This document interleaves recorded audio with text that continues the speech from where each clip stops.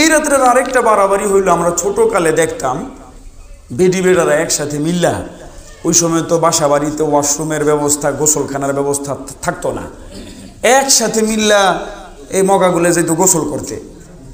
এবং কথিত ছিল, প্রচলিত ছিল যে ডুব দিয়া গোসল কইরা বাসা পর্যন্ত আসতে আসতে যতগুলা ফোঁটা ঝরবে প্রত্যেক ফোঁটায় ফোঁটায় নাকি নেকি হয়, প্রত্যেক ফোঁটায় ফোঁটায় নাকি নেকি হয় এবং গুনাহ মাফ হয়ে যায়।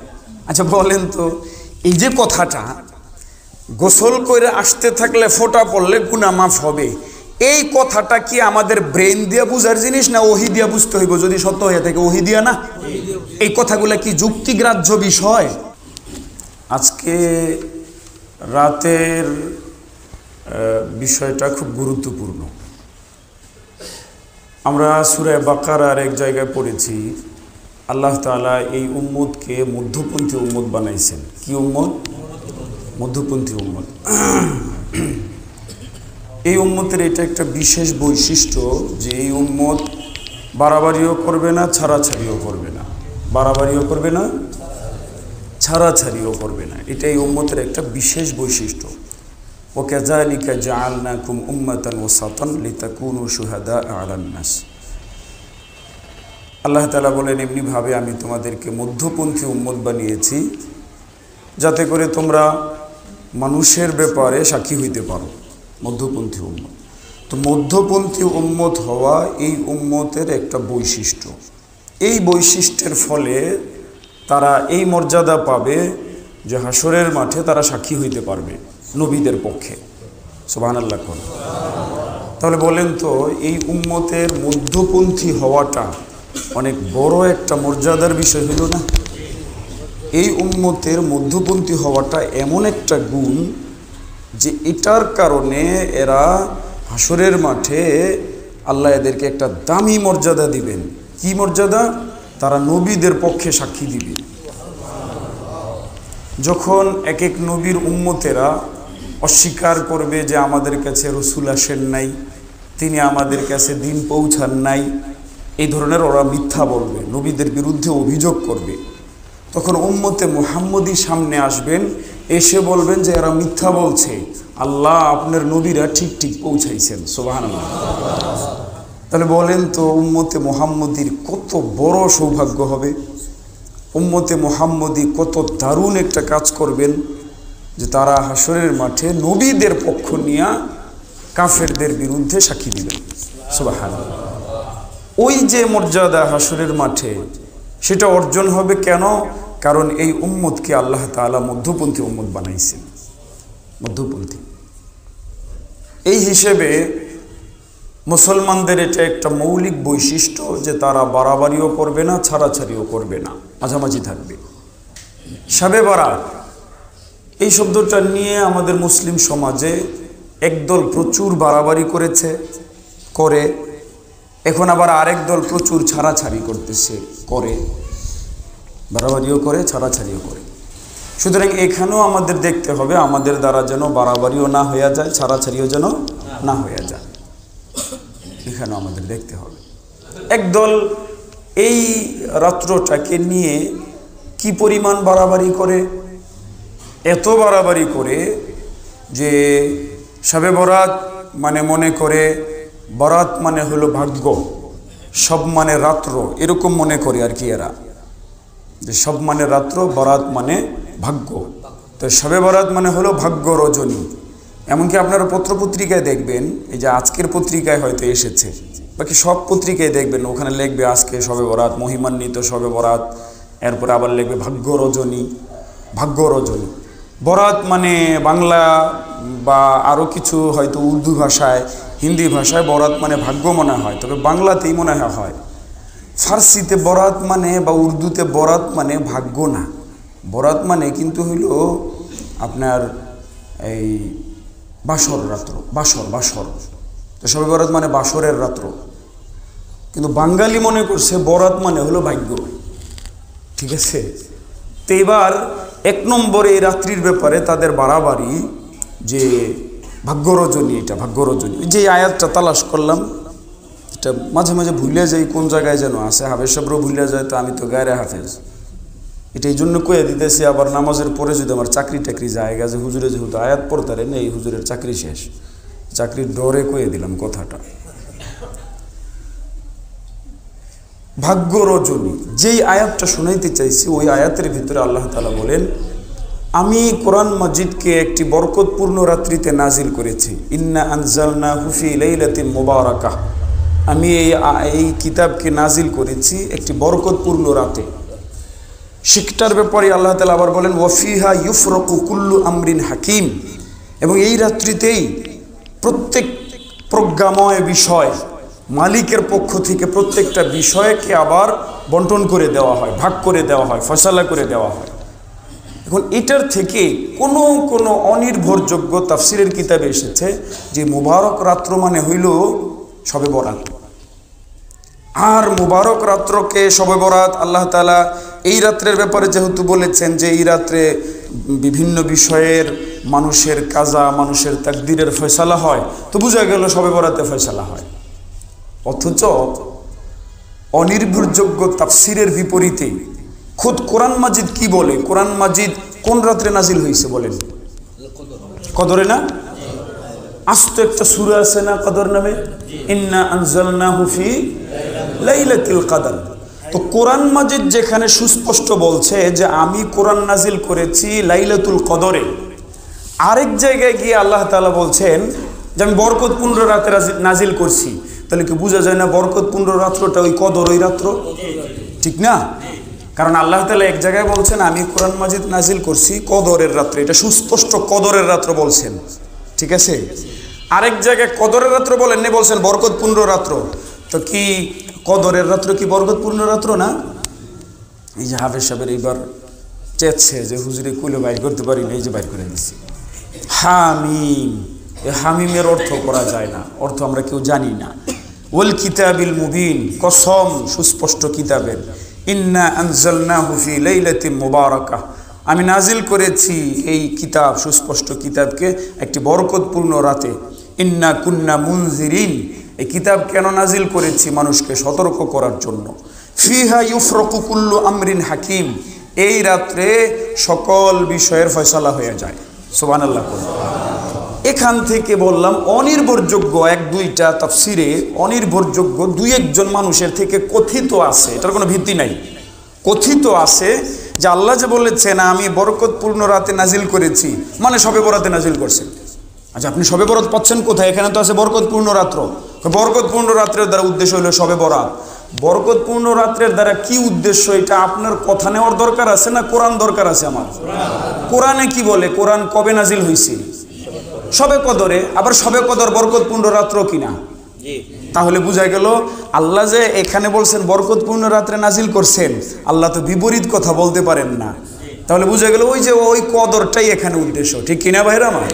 এই জন্য সকল নির্ভরযোগ্য তাফসিরের কিতাবে সকল মুফাসসিরিন কেরাম একমত হয়ে বলেছেন এই বরকতপূর্ণ রাত্রের দ্বারা উদ্দেশ্য হলো শবে কদর। তাহলে এক নম্বরে আমাদের মধ্যে যে বাড়াবাড়ি আছে যে শবে বরাত মানে হলো ভাগ্য রজনী, এই কথাটা তাহলে পুরাই সহি, ঠিক না? সহি না বাতিল? বাতিল কথা। এখানে যে আছে বরকতপূর্ণ রাত্রে কোরআন নাজিল করছি, এটার দ্বারা উদ্দেশ্য শবে বরাত। কোন রাত্র? কদর। কারণ খোদ কোরআন মাজিদেই তো আছে। কোরআন মাজিদেরই একাংশ আর একাংশের যদি ব্যাখ্যা করে দেয়, বক্তা নিজের কথার ব্যাখ্যা নিজেই যদি দেয়, তাহলে কোনটা গ্রহণযোগ্য? তার নিজেরটা না আরেকজনে ব্যাখ্যা করলে সেটা? নিজেরটা না। আল্লাহ তাআলা নিজেই ব্যাখ্যা করেছেন অন্য আয়াতে, এই যে শেষের দিকে সূরা কদর নাজিল করে যে আমি কদরে নাজিল করছি, তাহলে বোঝা গেল বরকতপূর্ণ রাত্রের দ্বারা উদ্দেশ্য কদরের রাত্রে। এক নম্বরে এই বাড়াবাড়িটা। তাহলে আজকের থেকে আপনাদের বিশ্বাস কি হবে? আল্লাহ তাআলা আমাদের তাকদীরের ফয়সালা কোন রাত্রে করেন? কদরের রাত্রে করেন, শবে বরাতে? এক নম্বর বাড়াবাড়ি। দুই নম্বর বাড়াবাড়ি হলো আমরা ছোটকালে দেখেছি এই রাত্র উপলক্ষে বিভিন্ন দোকানদাররা লোকাল এই তারাবাতি, এরপরে আবার মানে কেমন যেন এরকম বম্বের মতন উন করে আকাশে মারলে পরে লাগতো, এসে ফুটতো, মানে সাথে আবার প্যাকেটের ভিতরে বারুদ থাকতো। এগুলো মানে জিন্দেগিতে দেখেননি আপনারা নাকি? এগুলো ছিল না? আচ্ছা, এই রাত্রে আতশবাজি করা, বম ফুটানো, দেখবেন আজকেও ফুটাবে। এই আধুনিক জামানায়, এই শিক্ষা দীক্ষার জামানায় এরকম কিছু জঙ্গল আছে, জঙ্গলগুলো সব এলাকায় আছে। আপনার এলাকায় দেখবেন ফুটাইতে থাকবে। কোত্থেকে পাইলো? আশ্চর্য কথা, এই রাত্রটা আল্লাহ বান্দাকে মাফ করেন, তো তুমি এই রাত্রে আল্লাহর নাফরমানি করবা? বম ফুটানো এটা কি কোনো সওয়াবের কাজ? আতশবাজি করা এটা কি কোনো সওয়াবের কাজ? গুনাহের কাজ না? তো এই রাত্রে আল্লাহ মাফ করে দিবেন ঘোষণা দিছেন, আর তুমি এখন ল্যাংটা হয়ে দৌড়াইতেছো, তো হইল? তো ল্যাংটা হয়ে দৌড়ানো যেমন নিষিদ্ধ কাজ, বম ফুটানো কি নিষিদ্ধ কাজ না?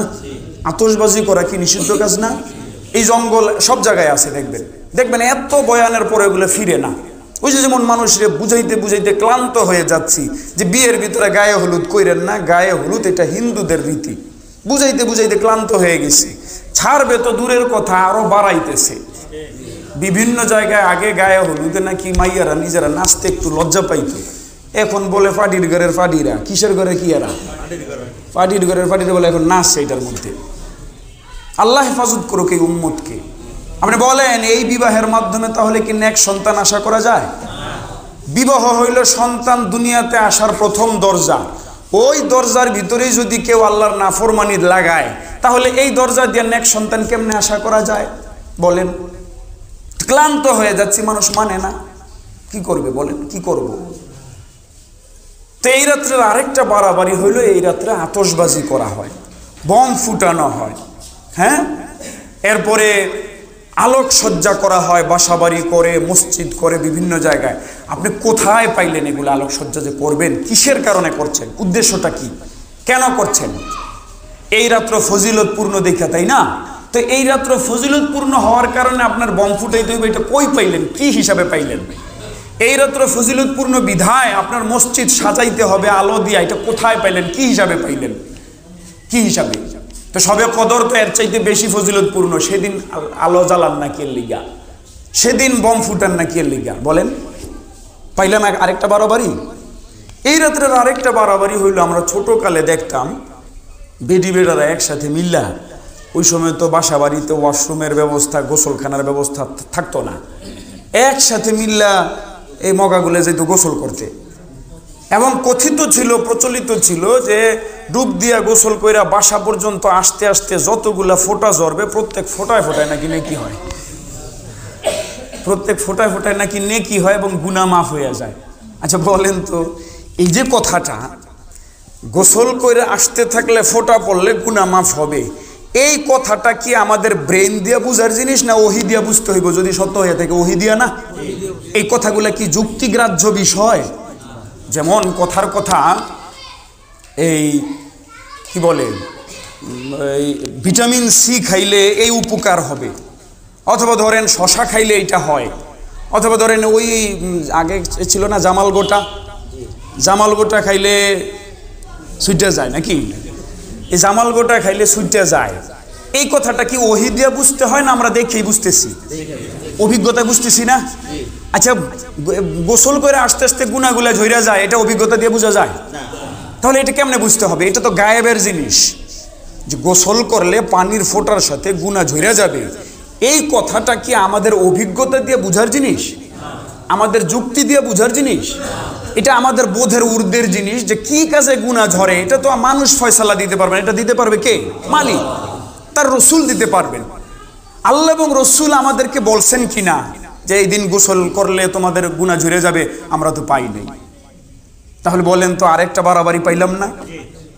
আরেকটা বাড়াবাড়ি হইল, এই দিন উপলক্ষে বড় বড় রুটি বানাইতে হবে, হালুয়া বানাইতে হবে, ভালো খাদ্যের ব্যবস্থা করতে হবে।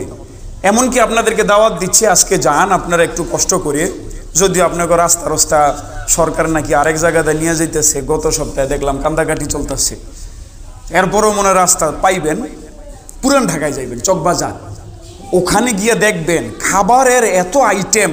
কিন্তু গতকাল এটা বানায় নাই, আজকে বানাইছে, আজকে বানাইছে সবে বরাত উপলক্ষে। কিছু তো খাবার আছে এমনি রসালো, এগুলো দেখলে অবশ্য মানে কেমন যেন লাগে, খাইতে মন চায়। এই বিভিন্ন আইটেম বানাইছে, এর মধ্যে কিছু তো অত্যন্ত বাহ্যিকভাবেই যে ব্যাঠিক বোঝা যাচ্ছে। যেমন কুমির বানায় রাখছে রুটি দিয়া, রুটি কুমিরের মানে কি বলে, কুমিরের মডেলে রুটি বানাইছে, মাছের মডেলের রুটি বানাইছি, বুঝেন?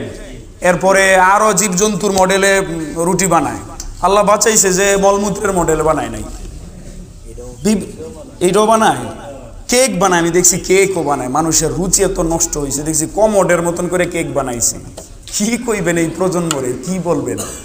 দেখেন নাই যে পোলাপান যেগুলো আসছে, যুবকগুলা, এই যুবকগুলার দেখবেন মাঝে মাঝে এরা প্যান্ট পরে, তো প্যান্টের ভিতরে হ্যাঁ একটু রান দেখাইতে মন চাইছে, মগার ঘরের মগার হ্যাঁ রান একটু সাদা সাদা, এটা হ্যাঁ দেখাইবো।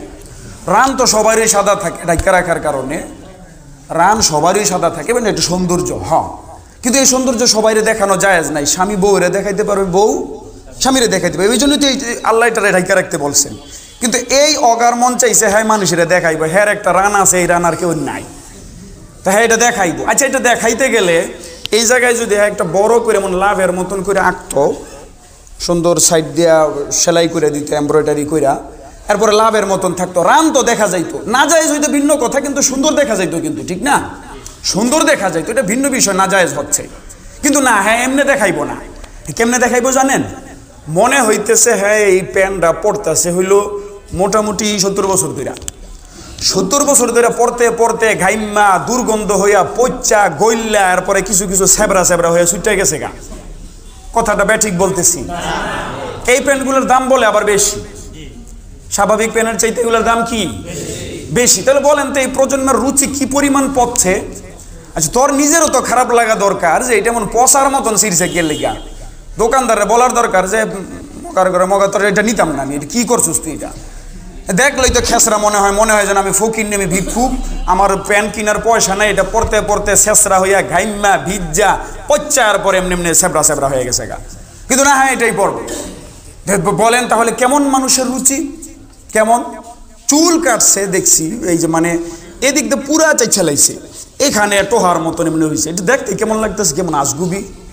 গাড্ডা মাঝে মাঝে ওই ইয়াবা ট্যাবলেট খায়, বিড়ি খায় লুকায় লুকায়, বাপ মারে না দেখায়া, মানে বদনজর করতে করতে স্বপ্নদোষ হইতে হইতে চরিত্র নষ্ট, তো গার চিকন হয়ে রয়েছে। এখন যদি এটা চাইছে তো আরো খারাপ দেখা যায়। কথাগুলো মাইন্ড করতেছেন? সমাজের বাস্তবতা বলছে, এবং এইভাবে না বললে বুঝতেছে না তো প্রজন্ম। এইটাই নাকি রুচি। এই রুচির কারণেই দেখলাম কেক বানাইছে কমোডের মতন করে। কমোড বুঝেননি? যেটা কি করে ঘুমায়, এইটার মতো করে। তো চকবাজার আপনি যাবেন, গেলে দেখবেন ওখানে রুটি বানায় রাখছে কুমির, কুত্তা, বিলাই, শুয়োর, ইন্দুর, কি না জানি কি কি বানাইছে, আমি সবগুলো দেখি নাই। এই যে এই দিন উপলক্ষে এটা বানাইতে হবে, এটা তুমি কই পাইলা, কেন পাইলা? দ্বিতীয় কথা হইলো এই জিনিসগুলোর দাম আরো বেশি। এখানে তো হারাম শুধু এই না যে এই দিন উপলক্ষে তুমি আন্দাজে এই জিনিসটা কেন বাইর করলা, কেন করতেছো, কি উদ্দেশ্যে? তুমি তো সবে কদর উপলক্ষে করো না এটা, তুমি তো আল্লাহ তাআলা হজের দিনে আরাফার দিনে মাফ করে দেন, সেই উপলক্ষে তো তুমি করো না। সবে বরাত উপলক্ষে কেন করছো? নিশ্চয়ই তোমার এখানে আলাদা কোনো যুক্তি আছে, তোমার আলাদা কোনো জ্ঞান আছে, ধারণা আছে, সেটা পেশ করো। কি কারণে করছো, কি কারণে? এটা তো একটা হলো নিষিদ্ধ হওয়ার জিনিস। আরেকটা হলো এই যে প্রাণীর আকৃতি বানাচ্ছে, এটাও তো মূর্তি। মূর্তি কি খালি মাটি দিয়ে বানাইলে হারাম হয়? যে কোনো কিছু দিয়ে মূর্তি বানানো হারাম। প্লাস্টিক দিয়ে মূর্তি বানানো কি হারাম? এই জন্য যারা প্রকৃত দিনদার এবং জ্ঞানী, এরা নিজেদের বাচ্চাদেরকে পুতুলও কিনে দেয় না। ওলামায়ে কেরাম পুতুলকেও হারাম বলেন না, জায়েজ। কারণ আল্লাহ তাআলা তার সৃষ্টির মতন আকৃতি তৈরি করতে নিষেধ করছেন, এবং তাদের সবচাইতে বেশি আযাব হবে বলছেন। বুখারীর হাদিসে এসেছে, ইন্না আশাদ্দাল আযাবি ইয়াউমাল কিয়ামাতি আল মুসাওয়িরুন। যারা আকৃতি গঠন করে, আকৃতি বানাইতে চেষ্টা করে, বানায়, এই আকৃতিটা অঙ্কন করে হোক, এই আকৃতিটা মাটি দিয়া হোক, এই আকৃতিটা খড় দিয়া হোক, এই আকৃতিটা প্লাস্টিক দিয়া হোক, এই আকৃতিটা রবার দিয়া হোক, যেটা দিয়া হোক, যাইভাবেই বানাবে, তার আযাব হবে কিয়ামতের দিন সর্বোচ্চ, সবচেয়ে বেশি। নাউজুবিল্লাহ বলেন। মানুষগুলো ইসলাম থেকে এতটা দূরে, খুশি হইয়া বাচ্চাদেরকে এগুলা কিনে না দিতেছে, পুতুল নাচতেছে, গাইতেছে, এগুলা কিনে না দিতেছে। ঠিক না আমার ভাইয়েরা? তো এখানে দ্বিতীয় নাম্বার, এই যে পুরান ঢাকা যেগুলা চলছে, এখানে দ্বিতীয় নাম্বার হারাম বিষয় হইল এরা নিষিদ্ধ হারাম মূর্তির মতন বানাইতেছে। মূর্তি শুধু মানুষের হয় না, জীবজন্তুর মূর্তিও হারাম। বুঝেন আমার ভাইয়েরা কথাটা? এই যে হারাম, এই জিনিসগুলা আর একটা বাড়াবাড়ি। এই রাত্র উপলক্ষে এই যে মহিলারা যে রুটি টুটি বানায়, এগুলোর বাড়াবাড়ির আরেকটা ধরন হইল, এই পর্যন্ত যতগুলা মহিলাকে আমি জিজ্ঞেস করেছি যে খালা, চাচি, দাদি, আপনারা যে প্রাচীনকাল থেকে এগুলো বানাচ্ছেন, এখন তো আমাদের কথা শুনে বাদ দিচ্ছেন, ঠিক আছে, বাকি কেন বানাইতেন ভাই? এখনো যারা বানায় এদেরকে জিজ্ঞেস করেছি আমরা কেন বানান। তা আপনি আশ্চর্য হবেন, সকলের আকীদার ভিতরে গলত। কেউ কেউ বলছে এগুলো এই জন্য বানাই, এগুলা না বানাইলে নাকি ইতিপূর্বে যারা মারা গেছে এরা নাকি 40 দিন পর্যন্ত পাইতাই।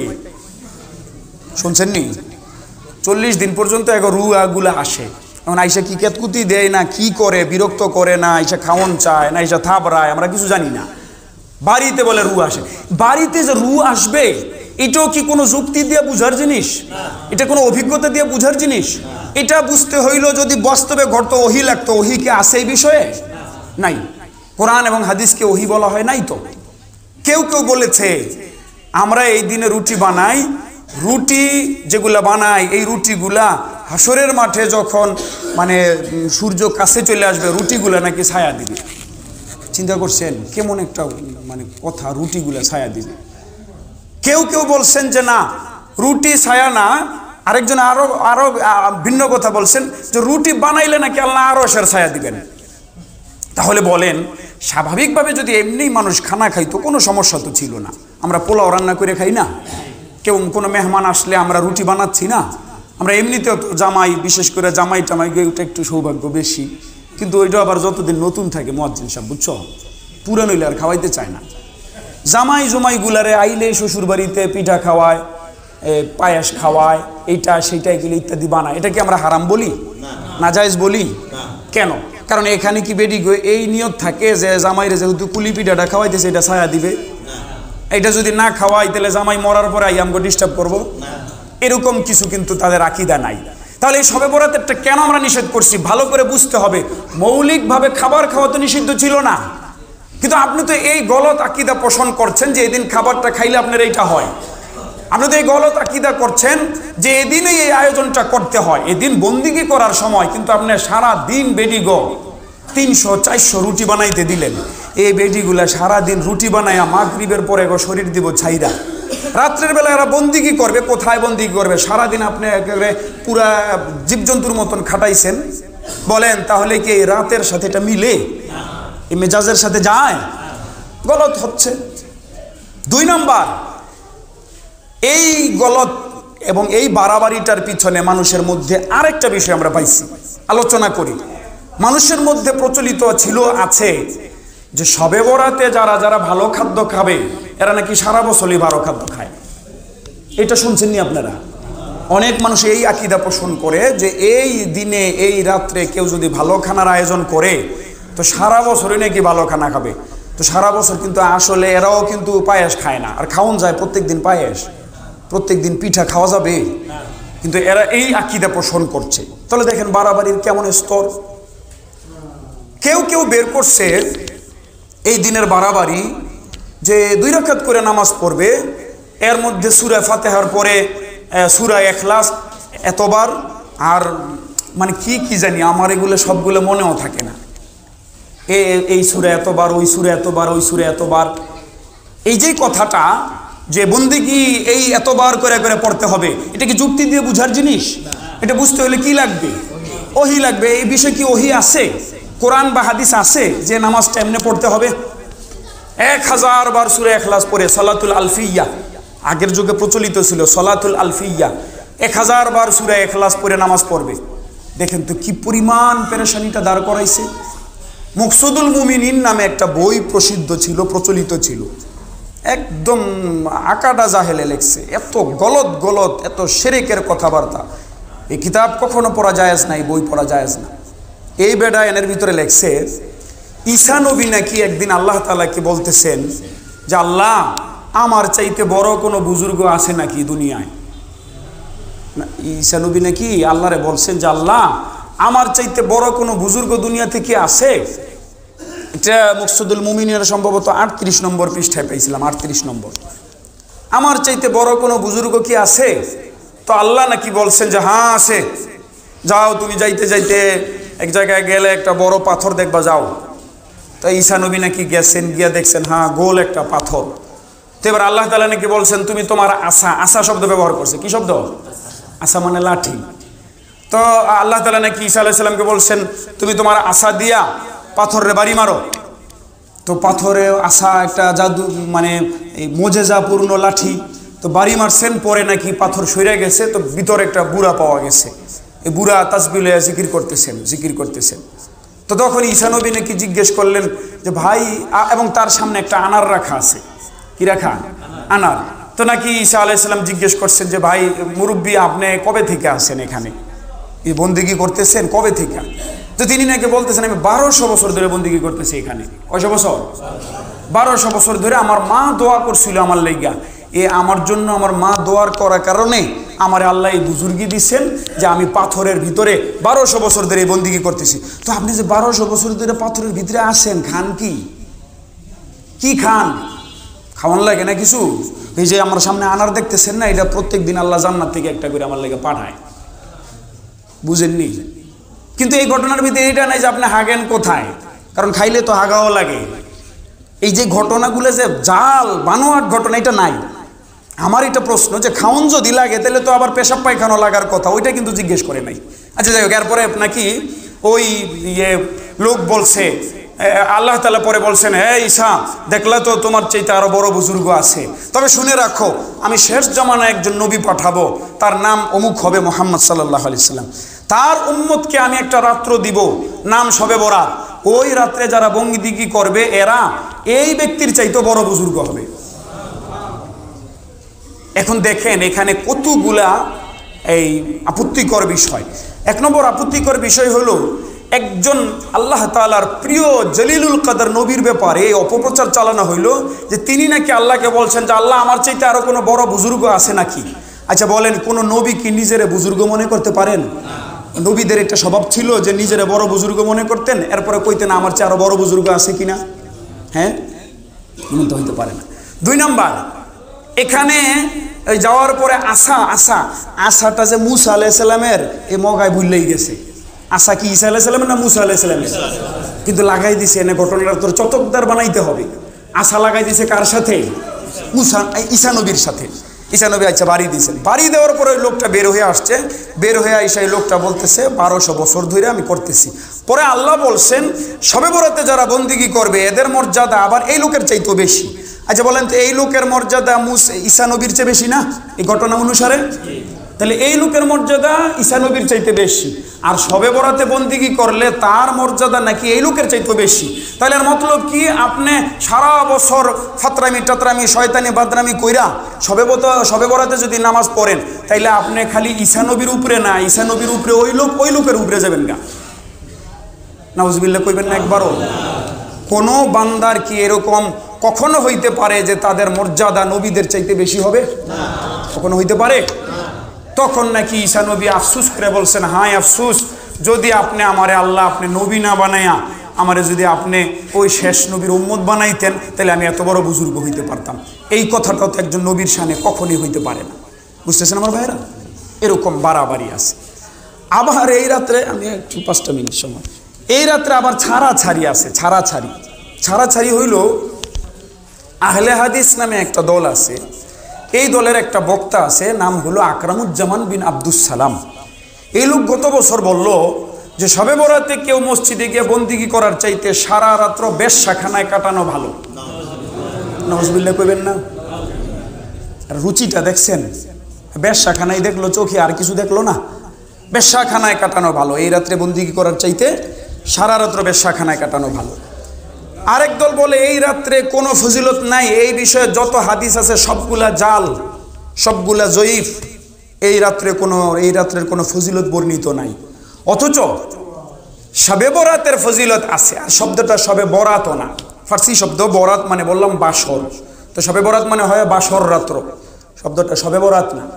সংক্ষেপণের জন্য বাংলায় হয়তো শবে বরাত বলতে পারেন, তবে মূল শব্দটা যদি এইভাবে বলতে চান তাহলে এটার বলতে হবে বারাআত। কি বলতে হবে? তা শবে বারাআত মানে হলো মুক্তি। সহিহ হাদিসে এসেছে এই রাত্রে আল্লাহ তাআলা কয়েক শ্রেণীর মানুষ ছাড়া তার যাবতীয় বান্দাদেরকে জাহান্নাম থেকে মুক্তি দিয়া দেন, গুনাহ থেকে মাফ করে দেন।